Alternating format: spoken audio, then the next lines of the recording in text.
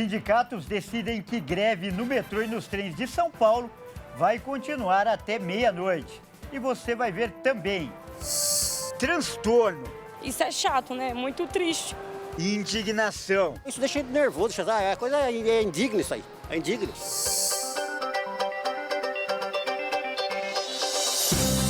A maior cidade do país vive mais um dia de caos por causa da paralisação nos transportes. Lula está na Arábia Saudita em busca de investimentos para o Brasil. A expectativa é de conseguir 20 bilhões de dólares dos árabes. Em meio ao acordo de trégua, Israel e Hamas registram confrontos no Oriente Médio.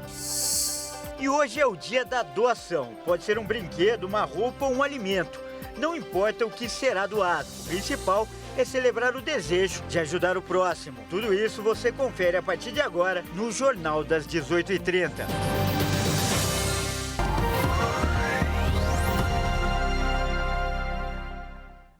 Olá, seja muito bem-vindo. Nós estamos ao vivo. São 18 horas e 33 minutos pelo horário de Brasília. Eu sou o Kleber Werneck e a partir de agora você confere comigo as notícias do Brasil e do mundo desta terça-feira.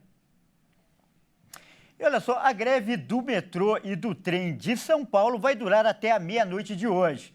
O anúncio foi feito agora à tarde pelos representantes dos sindicatos após uma assembleia. A paralisação começou à meia-noite de ontem e a intenção é completar 24 horas. O ato é um protesto contra a privatização dos transportes públicos e também a Sabesp, que é a Companhia de Saneamento Básico do Estado. Mais de 4 milhões de pessoas usam o trem e o metrô todos os dias e foram afetadas, tiveram a vida muito afetada, aliás. Os passageiros enfrentaram filas nos pontos de ônibus lotados. O trânsito também ficou acima da média durante todo o dia. Às 8 horas da manhã, a CET, que é a Companhia de Engenharia e Tráfego, registrou uma fila de 620 quilômetros na cidade. A média para o dia, para a gente ter uma ideia, é de 500 quilômetros. As aulas nas escolas municipais, estaduais e creches ocorreram normalmente. O projeto de privatização deve começar a ser discutido a partir da próxima segunda-feira na Assembleia Legislativa de São Paulo. E olha só, ainda sobre esse assunto, foi mais um dia de caos para quem vive na maior metrópole do país. Nas estações, faltou trens e sobrou tristeza, preocupação e revolta. A repórter Maria Clara Leite acompanhou desde cedo a saga das pessoas que tentaram, sem sucesso, seguir para o trabalho. A mãe que sustenta a casa se desespera com a possibilidade de ter o dia de trabalho perdido. É chato demais, dói na gente. A gente sai de casa para trabalhar e acontece isso. É revoltante, isso é revoltante. Apesar do aviso antecipado, Vânia não sabia da greve. E não foi a única. E aí eu vi que você chegou aqui na Barra Funda meio desconfiado, olhando as placas. O que aconteceu? Eu não sabia que ia ter esse negócio de paralisação, eu não sabia. Pior para Solange, a filha de 5 anos, que enfrentaram mais de 10 horas de viagem do Paraná a São Paulo. E quando chegaram na Barra Funda... E nem sabia que o trem estava de greve, agora não tem como eu ir para Santo André. Ou ABC, qualquer lugar para lá, ninguém sabe me informar. Foi uma noite super cansativa para você, principalmente para criança, né? E agora vamos ficar esperando, vamos até saber o que nós podemos fazer da vida. A paralisação unificada reuniu funcionários do metrô, CPTM, Sabesp, Fundação Casa e professores contra privatizações. O governador de São Paulo, Tarcísio de Freitas, afirmou que a greve é abusiva e política. Para minimizar os transtornos, os governos estadual e municipal decretaram ponto facultativo. Ainda assim, aulas foram mantidas, a Fundação Casa seguiu em atividade e colaboradores da Companhia de Saneamento Básico garantiram a continuidade da prestação dos serviços. Sistema de saúde e poupa-tempo também funcionaram normalmente. De qualquer forma, o ponto facultativo garante o reagendamento dos serviços de quem não conseguiu chegar no horário por causa dos transtornos causados pela greve. Quase 5 milhões de passageiros foram prejudicados, mesmo com o aumento de 200 veículos na frota de ônibus para reduzir os impactos. A dona Iraci conta que enfrentou conduções lotadas e muito congestionamento para chegar ao terminal Barra Funda. Tá muito trânsito nas avenidas para chegar, entendeu? muito mesmo. É que muita gente tirou o carro da garagem para conseguir transitar pela cidade. O rodízio municipal de veículos foi suspenso e o resultado foram filas e mais filas de carros. Mais de 580 quilômetros de filas às 8h30 da manhã. Ao longo de todo o dia, as linhas do transporte sobre trilhos operaram parcialmente, mas não atenderam à determinação do Tribunal Regional do Trabalho de manter 80% da frota do metrô e 85% da frota da CPTM nos horários de pico, com multa diária prevista de R$ 600 mil para os ferroviários e R$ 700 mil para os metroviários. Não pode mais tolerar o desrespeito, a indisciplina. Não pode ser, a empresa paga o salário dessas pessoas em dia, paga os benefícios em dia, não está em falta em nada com elas. Agora, elas, para proteger o seu interesse, resolvem prejudicar o interesse de toda uma população, de toda uma cidade. O seu Pereira ficou revoltado com a situação. Eu pego 5 conduções por dia, só para ir. Ônibus, trem, metrô aqui, metrô lá na Sé e depois o circular aeroporto, né? 5. Se eu chegar atrasado, acontecer uma coisa, sofro todas as penalidades que a empresa pode fazer, né? Por que eles não podem? Sou funcionário público. É funcionário público, eu trabalho direito. Então isso deixa a gente nervoso, é indigno isso aí, é indigno. Olha, brilhante essa reportagem da Maria Clara, porque mostra como foi difícil o dia para as pessoas hoje. Essa não é, aliás, a primeira greve do metrô e dos trens em São Paulo. E a pergunta que fica é até quando a população terá que pagar o preço nas negociações entre o governo e os sindicatos. E para falar mais sobre esse assunto tão importante, nós vamos conversar agora com o arquiteto e urbanista Marcos Chioto, que é especialista em mobilidade urbana. Boa noite, Marcos. Seja muito bem-vindo ao Jornal das 18h30. Boa noite, Kleber. Boa noite, pessoal que está assistindo. E, Marcos, existe um esquema de emergência que seria capaz de suprir a falta do metrô e dos trens em São Paulo em dias como esse? Eu diria que é quase impossível, porque um sistema de transporte como o metrô, como a CPTM, ele tem muito maior capacidade, ele carrega 6 a 8 vezes mais pessoas do que um sistema de ônibus. Então é muito difícil você suprir com ônibus, você não consegue alcançar. E justamente, né, uma greve é um ato de gerar consequências como uma forma de pressão política, justamente pela dificuldade de negociação, né? O ideal seria a gente não chegar num estado em que tem que haver uma greve, justamente porque, nesse caso do sistema de metrô e trem, é quase impossível você suprir a demanda que o metrô atende todo dia, que a CPM atende todo dia, que isso é uma demanda enorme, assim, são sistemas de transporte muito importantes para uma metrópole como São Paulo. E, Marcos, o sindicato fez uma proposta alternativa de catraca livre. O governo alegou que não é viável por motivo de segurança, afinal, não teria como controlar tanta gente. Qual é a sua opinião sobre essa proposta? Olha, Kleber, essa proposta de catraca livre, eu vejo ela sendo feita como alternativa às greves já há alguns anos, os sindicatos têm proposto isso. Eu não digo que ela seja impossível, ela foi testada recentemente, por exemplo, nos fins de semana que teve o Enem agora, e funcionou muito bem. Claro que um domingo a demanda é diferente, apesar de ser um domingo de demanda alta por conta das provas, mas correu tudo bem, então ele não é inviável. Só que o que eu vejo é que em todos esses anos que eu tenho ouvido falar essa proposta, nenhuma vez eu vi o governo do estado avaliar para valer, tecnicamente, as consequências de fazer isso num dia de semana. Então deve ser difícil, deve ter suas complicações. Eu acredito que seja viável, mas não me parece que o governo tem interesse em abrir esse canal. Assim, acho que há uma tensão nessa proposta que então é difícil de afirmar com certeza porque ela não foi testada as últimas consequências. Mas eu não diria que ela é inviável. E esse modelo de privatização que já foi colocado em prática em algumas linhas, ele tem se mostrado de fato bom para a população, é eficiente e o preço das passagens não corre o risco de aumentar? A gente ainda está com poucas linhas, né, privatizadas, são 2 do metrô e 2 CPTM, se eu não estiver errando a conta. E no momento, de modo geral, as linhas do metrô não têm tido grandes problemas, né? A linha 4 e a linha Lilás. Na CPTM, a gente já teve vários problemas de piora de qualidade, porque a CPTM é um sistema um pouco mais difícil de operar. Se você pegar as linhas 8 e 9 da CPTM, que foram privatizadas no começo do ano passado, teve bastante piora de qualidade, sim. Tem muitos relatos de falhas. Do metrô, até que não, porque são linhas bem novas. Mas um problema muito sério, porque em termos de piora de qualidade no dia a dia do metrô, não é muito evidente. Mas existe um problema de aumento de custo, que o custo que está saindo para o metrô bancar essas linhas está sendo mais alto do que o custo das linhas do metrô mesmo. Se eu não me engano, é algo do tipo, a tarifa que a gente paga é R$ 4,40, mas o custo disso para o Estado, por exemplo, da linha amarela, é em torno de R$ 6,00 que está sendo pago. Ou seja, a gente está desembolsando mais. A população não vê esse custo, mas isso onera a gente a longo prazo. E essa é uma das grandes preocupações com a tendência de privatizar todas as linhas, que aumente muito o custo para o Estado, e isso vai acabar fazendo a gente ter que pagar mais tarifa ou mais imposto. Essa é uma preocupação que a gente tem. Tá certo.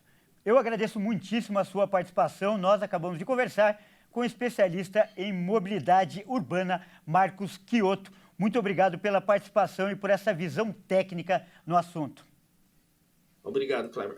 Grande abraço. E olha só, o Brasil registrou pouco mais de 190 mil vagas formais de trabalho em outubro. Os dados foram divulgados hoje pelo CAGED, o Cadastro Geral de Empregados e Desempregados. Em agosto, foram quase 220 mil novos postos de trabalho e em setembro, aproximadamente 205 mil. A maioria dos empregos formais criados em outubro veio do setor de serviços e do comércio. Na sequência, colaboraram a indústria e a construção civil. Ao todo, 1.941.000 contratações com carteira assinada, contra 1.750.000 demissões.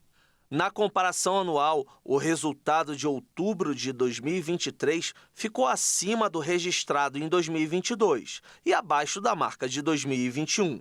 O Brasil contava com pouco mais de 44 milhões de pessoas com contrato formal de trabalho em outubro passado. Setembro havia apresentado a pior apuração do mês na série histórica, que começou em janeiro de 2020. Neste ano, o saldo mais baixo foi de janeiro, mas todos os 10 meses tiveram resultado positivo em 2023. No acumulado do ano até outubro, o saldo é de quase 1.800.000 empregos. E eu mudo de assunto para falar que a ex-governadora do Rio de Janeiro, Rosinha Garotinho, é alvo de uma operação da Polícia Federal. E nosso repórter Anderson Nascimento vai explicar melhor essa história. É isso mesmo, Kleber. A Operação Rebote investigava a ex-governadora com a suspeita de fraude na Previdência Municipal de Campos dos Goytacazes, no norte fluminense. A PF investiga um rombo de 383 milhões de reais na Previcampos. A investigação revelou que, no fim de 2016, a maior parte dos investimentos se encontravam em fundos duvidosos, de alto risco e baixo retorno. Foram cumpridos 18 mandados de busca e apreensão em Campos, na capital fluminense, em Santos e em São Paulo. Pois é, agora acompanhamos de perto toda a investigação para que isso seja apresentado, o laudo, o final dessa história toda. Complicado, né? É com você, Kleber. Olha só, o presidente Lula cumpriu hoje seu primeiro dia de agenda na Arábia Saudita. O objetivo do governo brasileiro nesta viagem é trazer investimentos dos árabes para o país. Quem traz mais detalhes dessa história é a repórter Jaqueline Fonseca, de Brasília. Boa noite, Jaqueline. Seja muito bem-vinda mais uma vez. Boa noite, Kleber, e a todos que acompanham a RIT TV. Exatamente, o presidente Lula chegou em Riad, capital da Arábia Saudita, na manhã desta terça-feira, isso aqui pelo horário de Brasília. Ele liderou uma reunião ampliada com ministros brasileiros, empresários e autoridades sauditas, com o objetivo de atrair investimentos, especialmente nas áreas de agricultura, energia, indústria e infraestrutura, através do PAC, o Programa de Aceleração do Crescimento. Depois dessa reunião ampliada, o presidente Lula se reuniu privativamente com o primeiro-ministro e príncipe herdeiro Mohammed bin Salman. O objetivo desta viagem é justamente buscar investimentos sauditas aqui para o Brasil. E segundo o governo federal, os sauditas já manifestaram interesse em investir 10 bilhões de dólares na nossa economia. Por isso, um grupo técnico de trabalho foi criado para acompanhar estas negociações e estes investimentos. Amanhã o presidente Lula segue lá em Riad, onde ele vai cumprir 2 agendas oficiais, depois parte para o Catar e, na sequência, Dubai, onde vai participar da COP28 para discutir políticas relacionadas às mudanças climáticas. Kleber. Tá certo, mais uma vez, muito obrigado aí pelas informações sempre atualizadas da capital federal, Jaqueline. E olha só, veja a seguir. Em meio ao acordo de paz, Israel e o Hamas registram confrontos em Gaza. E você vai ver também, hoje é o dia da doação, um incentivo para ajudar quem precisa. Nós voltamos já.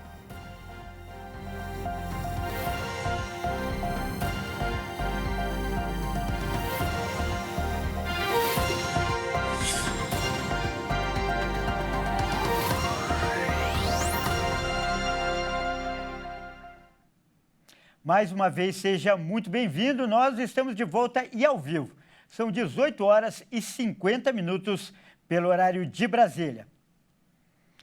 E a pausa nos combates entre Israel e o grupo terrorista Hamas entrou no 5º dia depois que os dois lados concordaram em estender a trégua por mais 48 horas. Mas nem tudo saiu como esperado e o dia foi tenso em Gaza. O primeiro dia de extensão da trégua entre Israel e Hamas corria bem, até que no meio da tarde as forças de defesa israelenses divulgaram um comunicado dizendo que vários soldados ficaram levemente feridos após serem atacados por militares no norte da faixa de Gaza, no que parece ser a primeira violação grave do cessar-fogo. O Hamas acusou os israelenses de violar a trégua primeiro. Apesar desse incidente, a ONU aproveita a trégua para aumentar a entrada de ajuda humanitária em Gaza através da fronteira com o Egito. 175 israelenses e estrangeiros ainda estão em cativeiro na faixa de Gaza. Entre os sequestrados, pelo menos 8 crianças e adolescentes e até um bebê de 10 meses de idade. Ontem à noite chegou a Israel a terceira leva de reféns libertados pelo Hamas, 9 adolescentes e 2 mulheres. A OMS alertou que existe o risco de mais pessoas morrerem de doenças do que de bombardeio se o sistema de saúde de Gaza não for reestabelecido. E hoje, dia 28 de novembro, é celebrado o dia de doar. Mas doar o quê? Não importa. Pode ser um alimento, uma roupa ou até um brinquedo. O que importa é o sentimento de querer ajudar o próximo. Solidariedade. Essa é a palavra que representa com excelência o Dia de Doar. Uma data celebrada em 85 países para incentivar a doação de alimentos, roupas, brinquedos e principalmente o amor. A ideia é conscientizar sobre o fazer o bem sem olhar a quem, a qualquer hora e em qualquer lugar.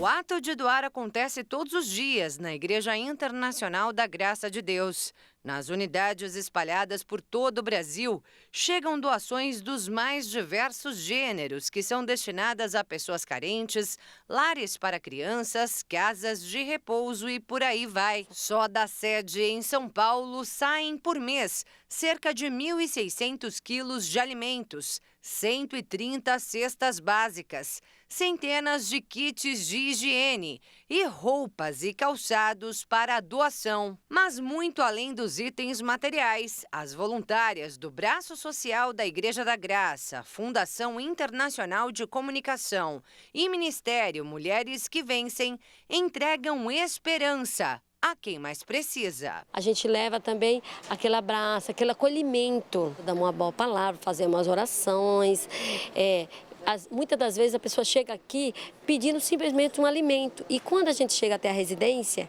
não é só o alimento que aquela pessoa precisa. E nesse dia de doar, nossa equipe acompanha a entrega de uma doação do braço social da Igreja Internacional da Graça de Deus, em parceria com a FIC, a Fundação Internacional de Comunicação, a uma casa de repouso localizada em Suzano, na Grande São Paulo. São 1.035 peças de roupas e calçados, além de brinquedos, que serão levados a cerca de 60 idosos que vivem nesse lar. É uma ajuda que eles recebem todos os meses. São muitas as pessoas alcançadas por esse trabalho social e muitas também são as que colaboram com ele com alegria. O número de colaboradores cresce a cada dia e você também pode ajudar. Doe alimentos não perecíveis, itens de higiene pessoal, fraldas infantis e geriátricas, roupas e calçados em bom estado de conservação, brinquedos. As doações podem ser entregues em qualquer igreja internacional da Graça de Deus de todo o país. Se cada um ajudar um pouquinho, a gente pode fazer muito mais. Em 2024, queremos fazer muito mais que a gente fez agora em 2023. E levando as boas novas sempre. É fato que vamos levar as boas novas e ganhar o povo para Jesus. Olha, e doe você também. Pode ter certeza que vai voltar em dobro. Essa edição fica por aqui. Eu agradeço demais pela sua companhia e convido a continuar ligado em nossa programação. Até amanhã.